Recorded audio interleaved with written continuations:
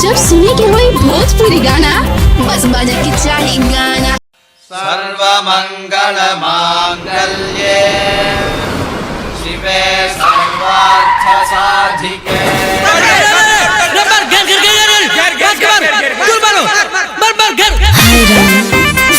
ये कहाँ से आ गया पागल, क्या हाल बनाया है।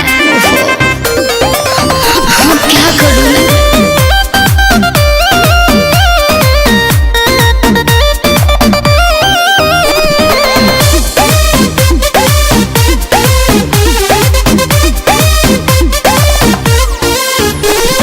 खाली पैर आके पगलों भेस बना के, और ये सब क्या ड्रामा है।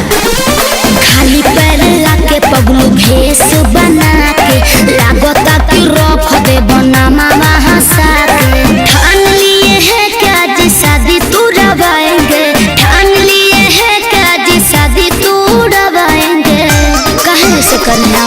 हेलो नमस्कार प्रणाम आदाब हर हर महादेव जय माता दी। मैं हूँ फेसबुक पे लाइव और ये देख के मेरी गर्लफ्रेंड की शादी हो रही है, मेरी बर्बादी हो रही है और ये पार्टी हो रही है पार्टी। ओहो बाबू आप चाहते क्या हैं। तुम थी हमारी तो जान थी हमारी, तेरे दुल्हा को बताएंगे। नहीं ऐसा मत करिएगा। तेरी बेवफाई का ढिंढोरा पिटवाएंगे। ऐसे ना बोलल करा।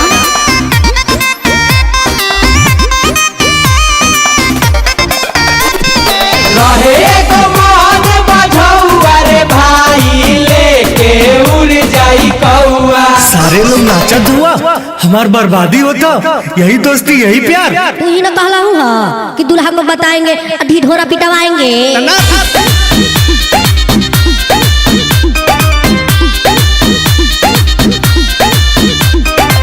कहनी की बात कर पापा से, तू ही मुहावा चोरैला, टाइम पे पूछो न कैला हो, ए जान मोह का गवैला।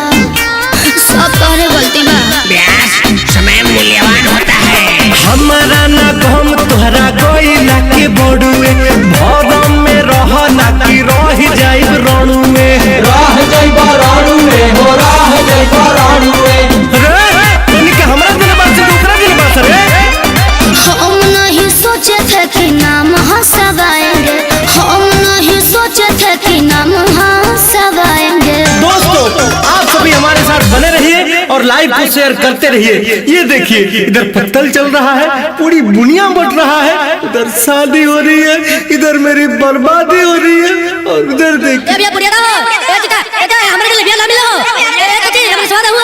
पार्टी हो रही है पार्टी। झूठो करो तनी स्माइल करो। नहीं जी तुम थी हमारी तो का भाई जान थी हमारी, तेरे दुल्हा को बताएंगे। आज तेरी बेवफाई का ढिंढोरा पिटवाएंगे। लागत कि जनमाइए को छोड़ी।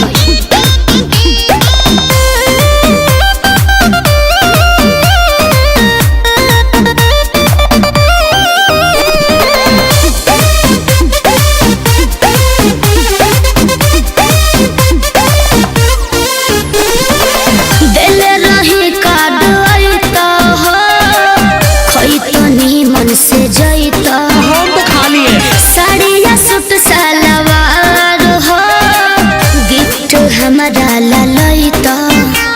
दीपक जी समझाइए ना इनको।